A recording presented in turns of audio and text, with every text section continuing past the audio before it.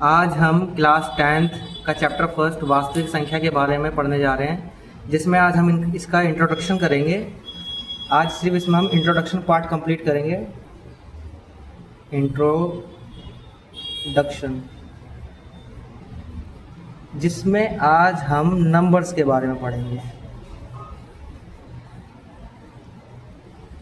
तो आप सभी को पता होगा कि इस दुनिया में सबसे पहला कौन सा नंबर आया। नहीं पता तो मैं बताता हूँ कि इस दुनिया में सबसे पहले प्राकृतिक संख्या आया। प्राकृतिक संख्या, जिसे हम लोग इंग्लिश में नेचुरल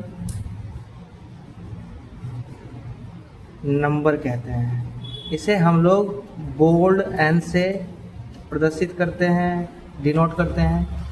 अब ये जो संख्या होती है ना, ये संख्या 1 से स्टार्ट होती है। 1, 2, 3, 4 ऐसे ही ये आगे बढ़ती रहती है। अच्छा, इसके बाद जो दूसरा नंबर आता है वो होता है पूर्ण संख्या। पूर्ण संख्या, इसे हम लोग इंग्लिश में होल नंबर कहते हैं। होल नंबर, इसे हम लोग W से डिनोट करते हैं। W से, बोल्ड W से। अब जब मैं प्राकृतिक संख्या के अंदर 0 को और जोड़ दूं, मतलब कि 0, 1, 2, 3, अब ये ऐसे आगे बढ़ती रहेगी, तो ये पूर्ण संख्या हो गई। तो इसके बाद जो पूर्ण संख्या के बाद जो नंबर आता है उसे हम लोग कहते हैं पूर्णांक संख्या।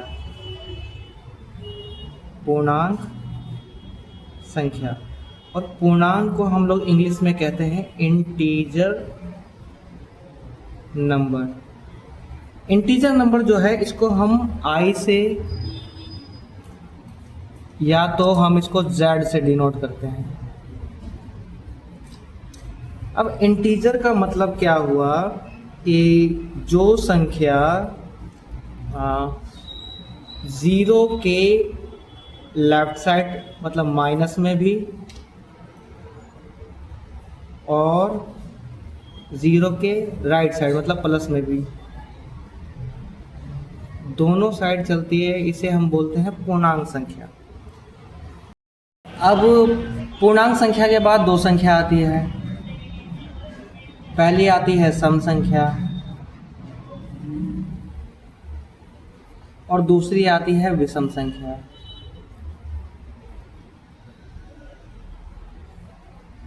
सम संख्या को हम इंग्लिश में कहते हैं इवन नंबर और इसको कहते हैं ऑड नंबर। अब जो ये इवन नंबर होता है, ये सभी संख्या 0, 2, 4, 6 और 8 पर समाप्त होती है। अब एग्जाम्पल से समझाऊं तो जैसे कि 22, लास्ट में क्या है 2 आया ना, तो ये सम संख्या है। अब लिखा मैंने 24, लास्ट में क्या है 4 आया, सम संख्या है। 26, लास्ट में 6 आया, सम संख्या है। अगर मैं लिखूं 27, लास्ट में क्या है 7 है, तो 7 क्या है, यहाँ पे कहीं 7 है नहीं ना, तो ये सम संख्या नहीं है। अब ऐसे ही अगर मैं ऑड नंबर की बात करूँ तो ये सभी ऑड नंबर जो होते हैं, ये 1, 3, 5, 7 और 9 पर ख़त्म होते हैं।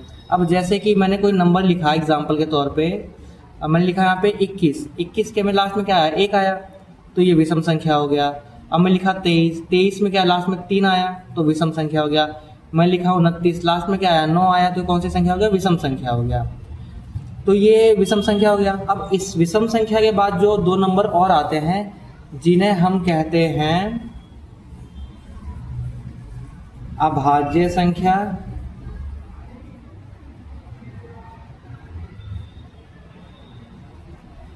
और दूसरा है भाज्य संख्या। अब अभाज्य संख्या को हम लोग इंग्लिश में प्राइम नंबर कहते हैं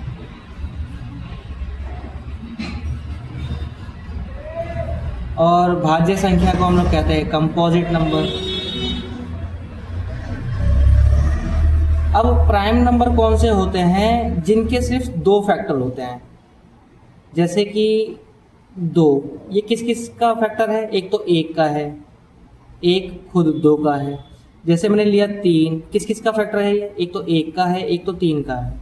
इसके अलावा कौन सा नंबर हो सकता है, जैसे 5, किस किस का फैक्टर है ये, एक तो 1 का है, एक 5 का है।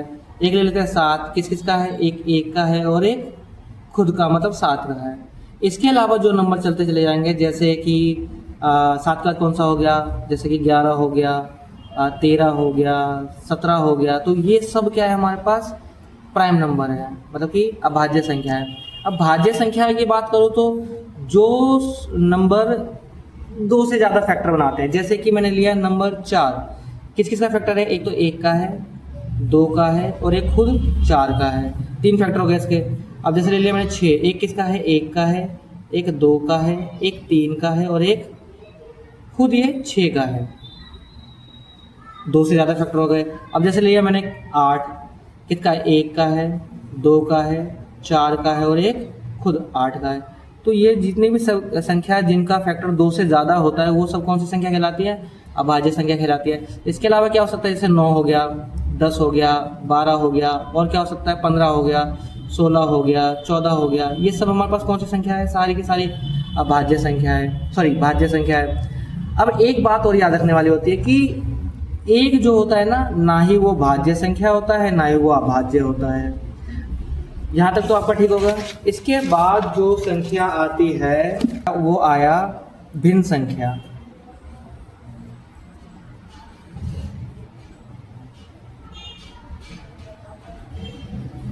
जिसे हम इंग्लिश में फ्रैक्शन कहते हैं। अब ये फ्रैक्शन क्या हुआ, जिसे हम पी बाई क्यू की फॉर्म में लिखते हैं। अब जो ये p और q होता है ये बिलोंग करता है हमारा होल नंबर से, मतलब w से, जो हमारा, जैसे कि मैं इसको लिख कर दिखाऊँ तो 1/2, 5/4, 3/2।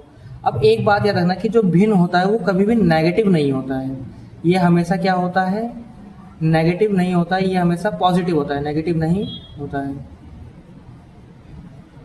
ठीक है। अब भिन्न संख्या के बाद जो नया नंबर आता है वो संख्या आता है रैशनल नंबर, मतलब कि परिमेय संख्या।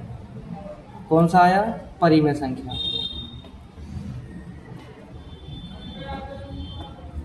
जिसे हम लोगों ने इंग्लिश में बोला रैशनल नंबर। रैशनल नंबर जो होता है इसको हम लोग Q से डिनोट करते हैं।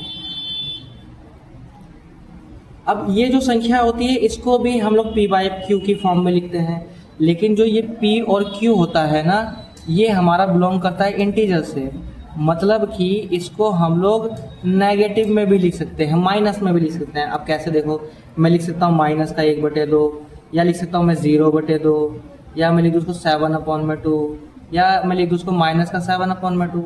ये सब हमारे पास कौन सी है, परिमेय संख्या है। लेकिन इसमें कंडीशन होती है कि जो Q होता है वो ना 0 के बराबर नहीं होना चाहिए, जो नीचे वाला संख्या है वो कभी भी 0 नहीं होना चाहिए।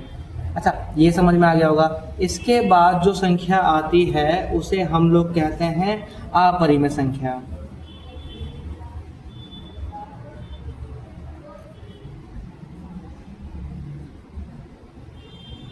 अपरिमेय संख्या को हम लोग इंग्लिश में कहते हैं इरेशनल नंबर।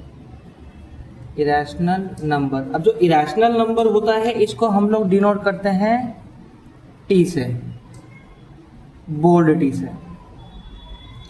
अब जो भी अपरिमेय संख्या होती है, कौन सी संख्या होती है, जैसे कि पाई, या इसके अलावा ले लेते हैं √2, √3, √5, ये सब मेरे पास क्या है, अपरिमेय संख्या है। अब जो अपरिमेय संख्या के बाद आता है वो होता है हमारे पास रियल नंबर, और रियल नंबर को हम कहते हैं वास्तविक संख्या।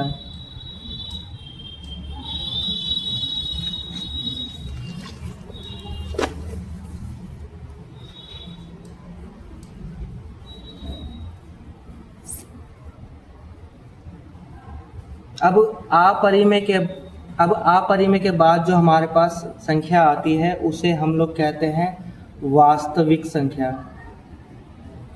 वास्तविक संख्या जो हमें पढ़ना है, रियल नंबर।